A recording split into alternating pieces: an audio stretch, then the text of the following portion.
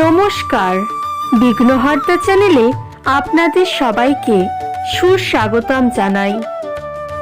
27শে ফেব্রুয়ারি আমলকি বা রংভরি একাদশী। এই তিথিতে নারায়ণ পূজা ও আমলকি গাছের পুজোর পর ব্রতকথা পাঠ ও রাত্রি জাগরণ করলে পুণ্য ফল অর্জন করা যায়। স্বয়ং শ্রীকৃষ্ণ যুধিষ্ঠিরকে এই একাদশীর ব্রতকথা সম্পর্কে জানিয়েছিলেন।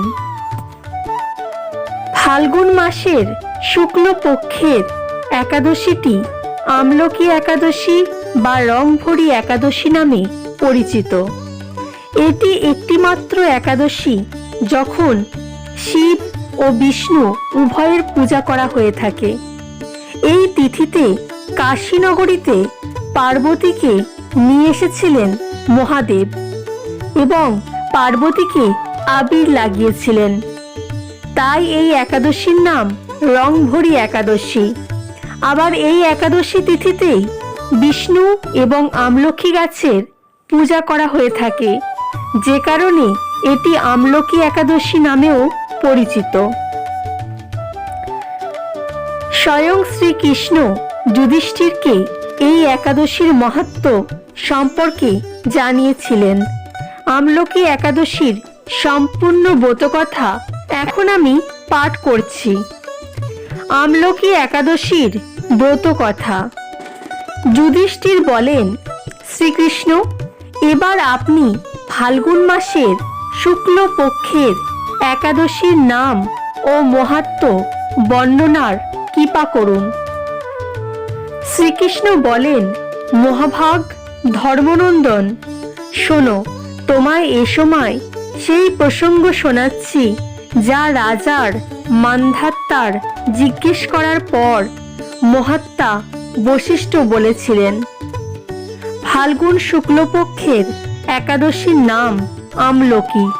এই একাদশীর পবিত্র ব্রতর প্রভাবে বিষ্ণুলোক লাভ করা যায়। মান্ধাত্তাকে জিজ্ঞেস করেন দ্বিজশ্রেষ্ঠ, এই আমলকি কবে উৎপন্ন হয় আমায় বলুন। বশিষ্ঠ বলেন, মহাভাগ, শোনো, পৃথিবীতে কিভাবে আমলকির উৎপত্তি হয় তা জানাচ্ছি। আমলকি মহান বৃক্ষ, যা সমস্ত পাপ নষ্ট করে। ভগবান বিষ্ণু থুতু ফেললে তার মুখ থেকে চন্দ্রের সমান কান্তিমান এক বিন্দু প্রকট হয়। সেই বিন্দু পৃথিবীতে পড়ে। তা থেকেই আমলকির মহান বৃক্ষের উৎপত্তি হয়। একে সমস্ত গাছের আদিভূত বলা হয়ে থাকে। এ সময় সমস্ত প্রজা সৃষ্টির জন্য ব্রহ্মাকে উৎপন্ন করেন। তার দ্বারা প্রজা সৃষ্টি হয়। দেবতা, গন্ধর্ব, যক্ষ, রাক্ষস, নাগস ও নির্মল অন্তঃকরণের মহর্ষিদের জন্ম দেন ব্রহ্মা। তাদের মধ্যে থেকে দেবতা ও ঋষি সেই স্থানে আসেন যেখানে বিষ্ণুর প্রিয় আমলকির গাছ ছিল। মহাভাগ, তা দেখে দেবতারা অত্যন্ত বিস্মিত হন। একে অপরের উপর দৃষ্টিপাত করে উৎকণ্ঠার সঙ্গে সেই বৃক্ষ দেখতে শুরু করেন ও দাঁড়িয়ে দাঁড়িয়ে ভাবেন যে পক্ষ ইত্যাদি বৃক্ষ পূর্বকল্পের মতো, যেসব আমাদের পরিচিত, কিন্তু এই গাছ সম্পর্কে আমরা জানি না। তাদের এভাবে চিন্তা করতে দেখে আকাশবাণী হয়, মহর্ষিরা, এটি সর্বশ্রেষ্ঠ আমলকির বৃক্ষ, যা বিষ্ণুর প্রিয়। এর স্মরণ মাত্রেই গোদানের ফল পাওয়া যায়। আবার স্পর্শ করলে দ্বিগুণ ও ভক্ষণ করলে 3 গুণ ফল পাওয়া যায়। তাই সব সময় আমলকির সেবন করা উচিত। এটি সমস্ত পাপ হরণকারী বৈষ্ণব বৃক্ষ। এর শেকড়ে বিষ্ণু, ওপরে ব্রহ্মা, স্কন্দে রুদ্র, শাখায় মুনি, ডালে দেবতা, পাতায় বসু, ফুলে মরুদ্রণ ও ফলে সমস্ত প্রজাপতির বাস। আমলকিকে সর্ব দেবময়ী বলা হয়েছে। অতএব বিষ্ণু ভক্ত পুরুষদের জন্য এটি পরম পূজা। ঋষি বলেন, আমরা আপনাকে কি মনে করব? আপনি কে, দেবতা বা অন্য কেউ? আমাদের ঠিক ঠিক বলুন। আকাশবাণী হয় যে সমস্ত ভূতের কর্তা এবং সমস্ত ভুবনের স্রষ্টা, যাকে বিদ্বান পুরুষরাও খুব কষ্টে দেখতে পান, সেই সনাতন বিষ্ণুই আমি। বিষ্ণুর কথা শুনে সেই ব্রহ্মকুমার মহর্ষিদের চোখ আশ্চর্যচকিত হয়ে পড়ে, বড় বিস্ময় হয় তাদের। এরপর আদি অনন্তরহিত বিষ্ণুর স্তুতি করতে শুরু করেন। ঋষি বলেন, সম্পূর্ণ ভূতের আত্মভূত আত্মা এবং পরমাত্মাকে নমস্কার। নিজের মহিমা থেকে কখনো চ্যুত হননি যিনি, সেও অচ্যুতকে নিত্য প্রণাম। অনন্তরহিত পরমেশ্বরকে বারংবার প্রণাম। দামোদর, কবি ও যক্ষেশ্বরকে নমস্কার। মায়াপতে আপনাকে প্রণাম। আপনি বিশ্বের অধিপতি, আপনাকে সহস্র কোটি কোটি নমস্কার। ঋষিদের এভাবে স্তুতি করায় শ্রীহরি সন্তুষ্ট হন ও বলেন, মহর্ষিরা, তোমাদের কোন অভীষ্ট বরদান করি? ঋষি বলেন, ভগবান, যদি আপনি সন্তুষ্ট হন তাহলে আমাদের ভালোর জন্য এমন ব্রত সম্পর্কে জানান যা স্বর্গ ও মোক্ষরূপী ফল প্রদান করতে পারে। বিষ্ণু বলেন, মহর্ষিরা, ফাল্গুন শুক্লপক্ষে যদি পুষ্য নক্ষত্রযুক্ত দ্বাদশী হয় তাহলে সেটি মহান পুণ্য ও প্রদানকারী ও বড় বড় পাতক ধ্বংসকারী হয়ে থাকে। দ্বিজবরের এর মধ্যে যে বিশেষ কর্তব্য রয়েছে সেটি শুনুন। আমলকি একাদশীতে আমলকি গাছের তলায় রাত্রি জাগরণ করা উচিত। এর ফলে ব্যক্তির সমস্ত পাপ ধ্বংস হয় ও সহস্র গোদানের সমান ফল লাভ করা যায়। এটি উত্তম ব্রত, যা এখন তোমাদের জানিয়েছি। ঋষি বলেন, ভগবান, এই ব্রতের বিধি জানান। এটি কিভাবে পূর্ণ হবে? এর দেবতা নমস্কার ও মন্ত্র কি? সে সময় কিভাবে স্নান ও দান করা যায়? পুজোর কি নিয়ম ও তার জন্য কোন মন্ত্র রয়েছে? সেই সমস্ত কথা যথার্থভাবে বর্ণনা করুন। বিষ্ণু বলেন, দ্বিজবরের এই ব্রতের উত্তম নিয়ম রয়েছে। শোনো, একাদশীর সকালবেলায় পরিষ্কার পরিচ্ছন্ন হয়ে সংকল্প করুন যে, হে পুণ্ডরীকাক্ষ, হে অচ্যুত, আমি একাদশীতে নিরাহার থেকে দ্বিতীয় দিন ভোজন করব। আপনি আমার উপর আশীর্বাদের হাত রাখুন। এই সংকল্প নেয়ার পর পতিত, চোর, পাখণ্ডী, দুরাচারী, মর্যাদা ভঙ্গকারী ও গুরুপত্নীগামী মানুষদের সঙ্গে কোনো কথা বলবেন না। নিজের মনকে নিয়ন্ত্রণে রেখে নদী, পুকুর, কুয়ো বা বাড়িতে স্নান করুন। স্নানের পর শরীরে মাটি লাগান। মৃত্তিকা লাগানোর মন্ত্র হল, অশ্বকান্তে রথক্রান্তে বিষ্ণুকান্তে বসুন্ধরে মৃত্তিকে হরে মে পাপং জন্ম কোট্টং সমর্জিতম। বসুন্ধরা, তোমার ওপর অশ্ব ও রথ চলে।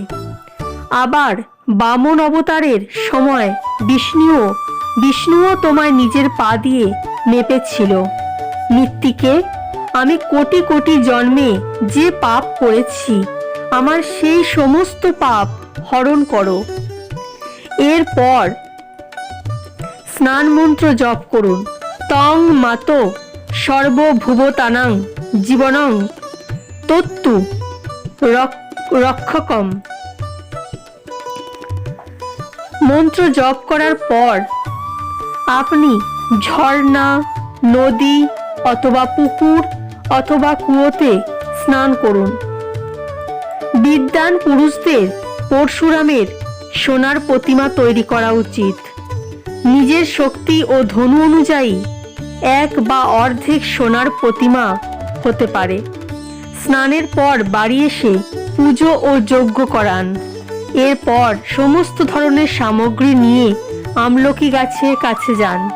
সেই বৃক্ষের চারপাশের জমি ভালো করে পরিষ্কার করে মাটির প্রলেপ লাগান। এই শুদ্ধ জমিতে মন্ত্র পাঠ করে জল ভরা কলস স্থাপন করুন। কলসে পঞ্চরত্ন ও দিব্য গন্ধ দিন। শ্বেতচন্দন লাগান। কলসের কণ্ঠে ফুলের মালা পরান। সমস্ত ধরনের সুগন্ধি ধূপ জ্বালান। সারিবদ্ধভাবে প্রজ্বলিত প্রদীপ রাখুন। পুজোর জন্য নতুন ছাতা, জুতো ও বস্ত্র রাখুন। কলসের ওপর একটি পাত্র রেখে তাতে সুবর্ণময় পরশুরামের মূর্তি স্থাপন করুন। বিশ্বকায় নমঃ বলে তার চরণ ও বিশ্বরূপেণে নমঃ বলে দুই হাঁটু, উগ্রায় নমঃ বলে জঙ্ঘা, দামোদরায় নমঃ বলে কটিভাগ, পদ্মনাভায় নমঃ বলে উদর, শ্রী বৎস ধারিণে নমঃ বলে বক্ষস্থল, চক্রিণে নমঃ বলে বাঁ বাহু, গদিনে নমঃ বলে ডান বাহু, বৈকুণ্ঠায় নমঃ উচ্চারণ করে কণ্ঠ, যজ্ঞমূলায় নমঃ বলে মুখ, বিশক নিভয়ে নমঃ বলে নাসিকা, বাসুদেবায় নমঃ উচ্চারণ করে নেত্র, বামনায় নমঃ বলে ললাট, সর্বাত্মনে নমঃ বলে সম্পূর্ণ অঙ্গ ও মস্তকের পুজো করুন। তারপর ভক্তিভরে শ্রদ্ধা শুদ্ধ ফলের দ্বারা দেবাদিদেব পরশুরামের অর্ঘ্য প্রদান করুন।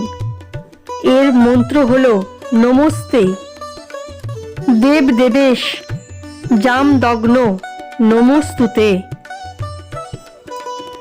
শ্রী বিষ্ণু স্বরূপ পরশুরামজি, আপনাকে নমস্কার করি। আমলকি ফলের সঙ্গে নেওয়া আমার এই অর্ঘ্য গ্রহণ করুন। এরপর শ্রদ্ধা ভক্তি বরে জাগরণ করুন।